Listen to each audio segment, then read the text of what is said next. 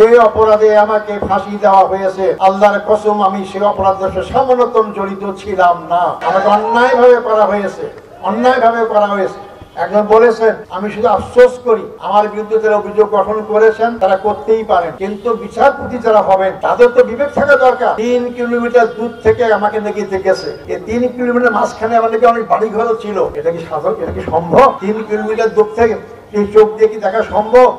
যারা সাক্ষী দিয়েছেন তারা দিতে পারেন, মিথ্যা সাক্ষী দিতে পারেন, কিন্তু বিচারপতি বিবেক গেল কোথায়? এরা বিবেক বিক্রি করেছিল আরেক জায়গায়। এই বিবেকহীন বিচারপতি যতদিন বাংলাদেশে থাকবে ততদিন বাংলাদেশের লোকেরা সুবিচার পাবে না। আল্লাহর রহমত 5ই আগস্টের বিপ্লবের পর আমরা সে সুবাতাস দেখতে পাচ্ছি। বিচারালয় এখন তারা স্বাধীন হয়ে বিচার করার সুযোগ পাচ্ছে। এখানে রাজনৈতিক কর্তৃত্ব অথবা রাজনৈতিক ক্ষমতারই এখানে নাই বলে আমি জানি। আজকে তাই আমরা স্বাধীনভাবে কথা বলার সুযোগ পাচ্ছি, স্বাধীনভাবে চলার সুযোগ পাচ্ছি। আল্লাহ তাআলা আমাদেরকে এইভাবে চলার তৌফিক দান করুন।